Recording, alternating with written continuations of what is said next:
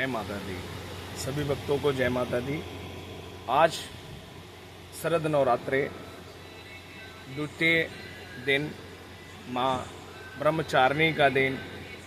मैं आज देवताओं द्वारा देवी का प्रादुर्भाव, देवी कैसे उत्पन्न हुई और महिषासुर का उन्होंने वध किया और उसके निर्मित मैं आज आपको वृत्तांत सुनाऊंगा।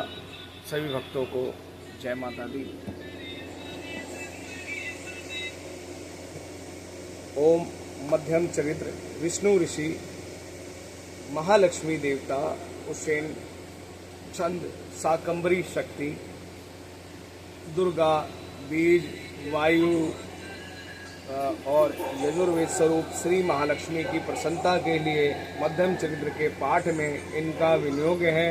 मैं कमल के आसन पर बैठी हुई प्रसन्न मुख वाली महिषासुर मर्दिनी भगवती महालक्ष्मी का मैं भजन और अपने हाथों में अक्षय माला, फरसा, गदा, बाण, वज्र, पंग, धनुष, कुंडिका, दंड, शक्ति, खड़ग, ढाल, शंख, घंटा, मधुपात्र, शूल, पास और चक्र धारण किए हुए हैं। उन महादेवी को मैं प्रणाम करता हूँ और जगजननी जगत माता को मैं प्रणाम करता हूँ। माँ सभी के दुखों का नाश करें। ऋषि कहते हैं, पूर्व काल में देवताओं और असुरों में पूरे 100 वर्षों तक घोर संग्राम हुआ। उसमें असुरों का स्वामी महिषासुर था और देवताओं का नायक इंद्र थे। उस युद्ध में देवताओं की सेना महाबली असुरों का परास्त हो गई। संपूर्ण देवताओं को जीतकर महिषासुर इंद्र बैठा। तब प्रजापति देवता ब्रह्मा जी को आगे करके उस स्थान पे गए जहां भगवान विष्णु शेषशैया पर विराजमान थे, जहां शंकर भगवान विराजमान थे। और देवताओं ने महिषासुर के पराक्रम तथा अपनी पराजय यथा विस्तार उन दोनों देवेश्वर ने विस्तार पूर्वक कह सुनाया कि बोला, भगवान महिषासुर ने सूर्य, चंद्र, अग्नि, वायु, चंद्रमा, यम, वरुण तथा अन्य देवताओं को भी अधिकार छीन के स्वयं देवता बन बैठा है। उनके अधिकार जो लोग उनकी तपस्या करते हैं उसका भोग भी महिषासुर प्राप्त कर रहा है। उस दुरात्मा महिषासुर ने समस्त देवताओं को स्वर्ग से बाहर निकाल दिया है। अब वह जितने भी देवता हैं वो पृथ्वी पर मनुष्य की भांति भटक रहे हैं, इधर उधर विचलित हो रहे हैं और हम उनके करतूतों आपके सामने सुनाते हैं। अब हम आपके शरण में आए हैं। भगवान विष्णु और भगवान भोलेनाथ शंकर जी से ब्रह्मा जी ने और सभी देवी देवताओं ने कहा। इस प्रकार देवताओं का वचन सुनकर भगवान विष्णु और शिव दैत्यों पर, भगवान विष्णु का और शिव शंकर भगवान का दैत्यों पर बड़ा क्रोध हुआ और उनके भौएं टेढ़ी हो गई, मुख टेढ़ा हो गया तथा अत्यंत क्रोध में भरे होने के कारण चक्रपाणी भगवान विष्णु से उनके मुख से एक अग्नि स्वरूपा तेज प्रकट हुआ। वैसे ही ब्रह्मा, शंकर, इंद्र आदि अन्य देवताओं के शरीर से भी एक अग्निमय ज्वाला रूप में मुख से प्रकट हुई और वह तेज पुंज एक पर्वत के समान बहुत ही विकराल और पर्वत के समान जान पड़ने लगा। देवताओं ने देखा वहां ज्वालाएं संपूर्ण दिशाओं को व्याप्त कर रही थी। संपूर्ण देवता के शरीर से प्रकट हुए तेज से तुलना नहीं की जा सकती। एकाग्रित होकर वह जो तेज पुंज निकला उससे एक देवी के रूप में वह परिवर्तित हो गई और तीनों लोकों में वह व्याप्त हो गई। भगवान शंकर के तेज से उनके देवी का मुख प्रकट हुआ। भगवान का शंकर का शरीर से तेज निकला और देवी का मुख प्रकट हुआ। फिर यमराज के तेज से सिर के बाल निकले और भगवान विष्णु के तेज से उनकी भुजाएं उत्पन्न हुई और ऐसे ही सभी देवी देवताओं के अंग से माँ भगवती के शरीर के अंग उत्पन्न हुए। जैसे चंद्रमा के तेज से दोनों स्तन और इंद्र के तेज से महाभाग का प्रादुर्भाव हुआ, वरुण के तेज से जंघा और पिंडली तथा पृथ्वी के तेज से नितंब भाग प्रकट हुआ। ब्रह्मा के तेज से दोनों चरण और सूर्य के तेज से माँ भगवती की अंगुलियां उपस्थित हुई। वासुओं के तेज से हाथों की उंगलियां और कुबेर के तेज से नासिका प्रकट हुई। उस देवी के दांत प्रजापति के तेज से और तीनों नेत्र अग्नि के तेज से प्रकट हुए। उनकी भवें संध्या के जो उनकी भवें थी वो संध्या के समान और वायु के तेज से उत्पन्न हुई थी। इस प्रकार अन्यास देवताओं तेज भी उनके कल्याणमयी देवी का अभिभाव हुआ। तदंतर समस्त देवताओं के तेज पुंज से प्रकट हुई देवी को देखकर महिषासुर के सताए हुए सभी वरुण सभी देवता लोग प्रसन्न हुए और पीक नागधारी भगवान शंकर ने अपने शूल से सभी देवी देवताओं ने अपने अपने अस्त्र अपने जो धारण करते हैं वो देवी को प्रकट करना शुरू किया। जैसे भगवान शंकर ने अपने त्रिशूल से एक शूल माँ भगवती को प्रदान किया, फिर भगवान विष्णु ने अपने चक्र से माँ भगवती को चक्र प्रदान किया अर्पण किया। वरुण ने शंख भेंट किया माँ भगवती को, अग्नि ने शक्ति दी और वायु ने उन्हें वान भरे हुए 2 तरकश प्रदान किए।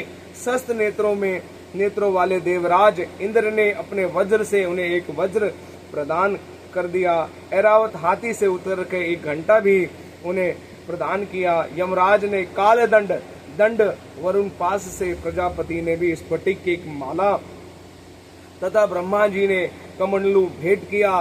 सूर्य ने देवी को समस्त रोम में और कोपों में अपनी किरणों का तेज भर दिया। पूरे शरीर में जो रोए होते हैं उन्हें सूर्य के एक समान किरण उनमें भर दी। काल ने उन्हें चमकती हुई एक ढाल और तलवार दी और क्षीर समुद्र से उत्पन्न हार तथा कभी जीर्ण न होने वाले 2 दिव्य वस्त्र भेंट किए जो कभी भी गंदे नहीं होते और कभी भी वो मैले नहीं पड़ते। ऐसे माँ को वस्त्र समुद्र ने भेंट किया। साथ ही उन्होंने दिव्य चूड़ामणि 2 कुंडल कड़े उज्जवल अद्र चंद्र तथा बाहुओं के लिए केयूर और दोनों चरणों के लिए माँ को नपूर मतलब पाजेब दिए। गले की सुंदर हसली और अंगुलियों में माँ के लिए पहनने के लिए रत्नों भरी अंगूठियां प्रदान करी। विश्वकर्मा ने अत्यंत निर्मल फरसा भेंट किया। साथ ही अनेक प्रकार से अस्त्र और अमेघ कवच दिए। इसके सिवा मस्तक और वक्र स्थल पे धारण करने के लिए एक कवच भी प्रदान किया और नाक कुंभलाने वाले मतलब नहीं मूर्छित होने वाले कमल के पुष्प मालाएं प्रदान दी जो कभी भी मुरझाते नहीं हैं। जल्दी ने उन्हें सुंदर कमल की पुष्प भेंट की। हिमालय ने सवारी के लिए हिमालय राज जो पर्वत हैं उन्होंने माँ भगवती की सवारी करने के लिए एक शीन को भी माँ को दिया और भांति भांति मतलब बहुत सारे असंख्य रत्न समर्पित भेंट किए। धन अध्यक्ष जो धन के देवता हैं कुबेर ने मधु से भरा पात्र दिया। मतलब जो कुबेर हैं जो धन के देवता उन्होंने माँ को मधु का भरा हुआ एक पात्र दिया और संपूर्ण नागों के राजा शेष नाग ने जो पृथ्वी को धारण करते हैं उन्होंने बहुमूल्य मणियों और विभूषित नाग हार भेंट की। इस प्रकार सभी देवताओं ने आभूषण और अस्त्र देकर देवी को सम्मान किया। तत्पश्चात उन्होंने बारंबार अट्टहास उच्चारण गर्जना की और उनके भयंकर नाद से मतलब उनकी आवाज से संपूर्ण आकाश गूंज उठा। माँ का जय घोष करने से देवी का यह अत्यंत उच्च स्वर से किया हुआ अट्टहास सिंहनाथ कहीं समा न सका। पूरा ब्रह्मांड हिल गया। माँ ने अट्टहास किया। आकाश उनके सामने लघु प्रतीत मतलब आकाश उनके सामने बहुत छोटा सा मात्र दिखाई देने लगा। उससे बड़े जोर से प्रतिध्वनि हुई जिससे संपूर्ण विश्व में हलचल मच गया और समुद्र कांप उठे। पृथ्वी डोलने लगी और समस्त पृथ्वी हिलने लगी।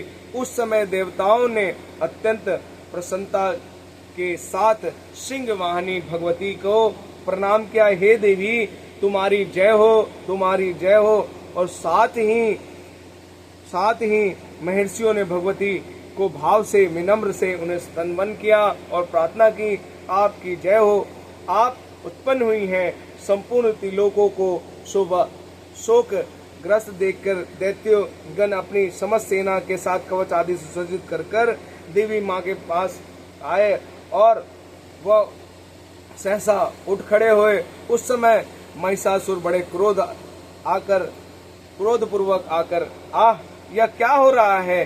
फिर वह संपूर्ण असुरों को घिरा देखकर सिंहनाद की और लक्ष्य करके दौड़े और आगे पहुंचकर देवी को देखा और अपनी प्रभा से तीनों लोगों को प्रकाशित कर रही थी। उनके चरणों के भार से, माँ भगवती के चरणों के भार से पृथ्वी दबी जा रही थी। माथे के मुकुट आकाश सी रेखा खींच रही थी। माँ के मुकुट जो सिर पे विराजमान था वो बादलों में, आकाश में ऐसा लग रहा था कि रेखा खींच रही हो और अपने धनुष की टंकार से सातों पातालों को वो क्षुब्ध किए दे रही थी।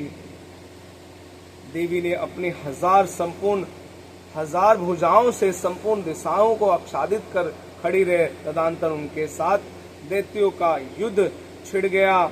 नाना प्रकार के अस्त्र के प्रहार से संपूर्ण दिशाएं उच्छादित होने लगी। चिक्षुर नामक महादैत्य असुर महिषासुर नायक था, सेना नायक था, वह देवी के साथ युद्ध करने लगा।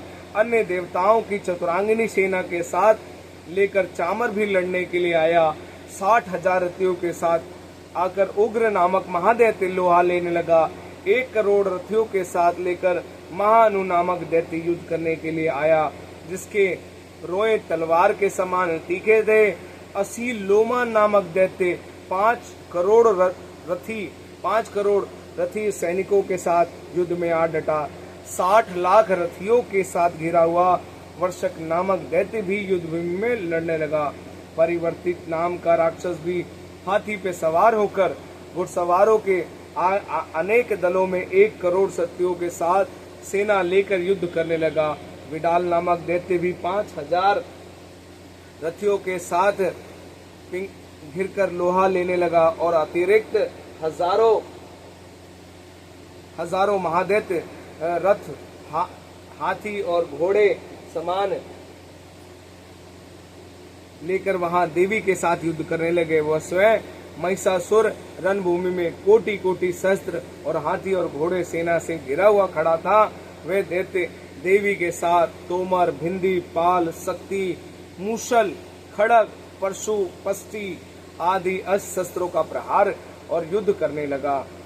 कुछ दैत्य ने उन पर शक्तियों का प्रहार किया, कुछ लोगों ने फांस फेंके तथा कुछ दूसरे दैत्य खड़ग प्रहार करके देवी को मार डालने के लिए तैयार हुए। देवी ने अपने क्रोध से क्षण भर में खेल में सभी राक्षसों के अस्त्र काट डाले और अपने मुख पर परिश्रम, थकावट मात्र, रंच मात्र भी नहीं दिखा माँ भगवती का। देवता और ऋषि उनकी स्तुति और माँ की प्रसन्नता के लिए जय घोष करने लगे। हे भगवती परमेश्वरी, दैत्यों के शरीर पर अस्त्रों की माँ वर्षा करने लगी। देवी का वाहन सिंह भी क्रोध में भरकर गर्जना करके बालों को हिलाते हुए युद्ध भूमि में असुरों को मारने लगा और विचरने लगा और ऐसा प्रतीत होने लगा कि दावा नल फैल गया हो, भयंकर रोग फैल गया हो, भयंकर अकाल सा पड़ गया हो। रणभूमि में दैत्य इधर उधर भागने लगे और युद्ध, तब अंबिका उनके साथ युद्ध करके लगे और उन्होंने अपने श्वास को छोड़ा, जिससे सैकड़ों दैत्य राक्षस गण क्षण भर में खत्म हो गए और पशु, भिंदी, खड़ग, पष्टी असुरों के समान करने लगे। देवी की शक्ति बढ़े हुए गण असुरों का नाश करने हुए नगाड़ा, शंख आदि बजाने लगे। उन संग्राम महोत्सव में कितने ही गण मृदंग बजाने लगे। तदनंतर देवी ने त्रिशूल से गदा, शक्ति, वर्षा और खड़ग आदि सैकड़ों महादैत्यों का हारा संहार कर डाला। कितने ही घंटे के भयंकर नाद से मूर्छित करके मार गिर गए। बहुत सारे दैत्य पार्श से बांधकर पृथ्वी पर घसीटते, कितने ही दैत्य उनकी तीखी तलवार से मरने से 2 टुकड़े हो गए। कितने ही गदा की चोट से घायल धरती पे सो गए। कितने ही मूसल की मार खा के अत्यंत आहत हो गए, वमन करने लगे।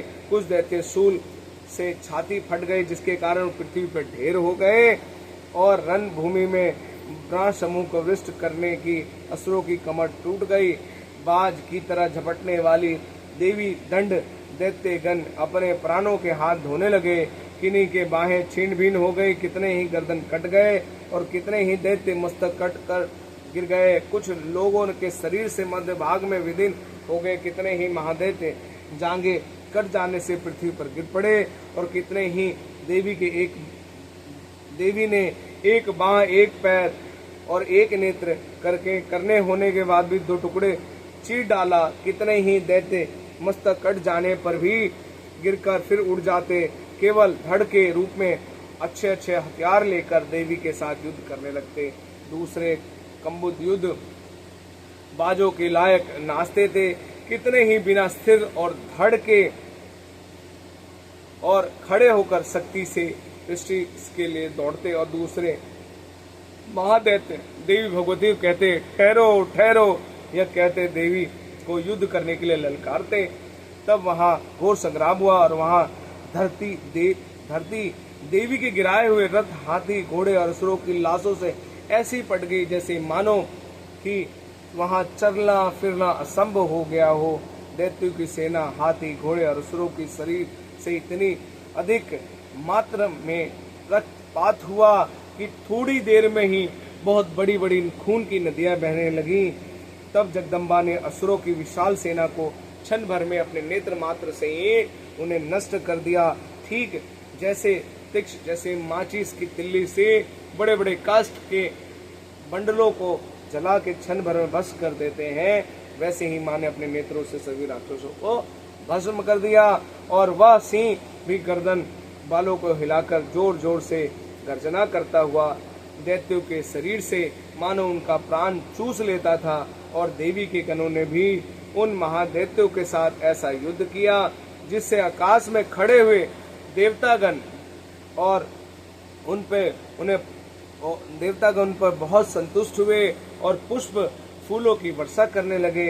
इसी प्रकार श्री मार्कंडेय पुराण के श्रावणी मनवांतर के कथा के अंतर्गत महिषासुर का सेनावध अध्याय नामक समाप्त। बोल साचे दरबार की जय।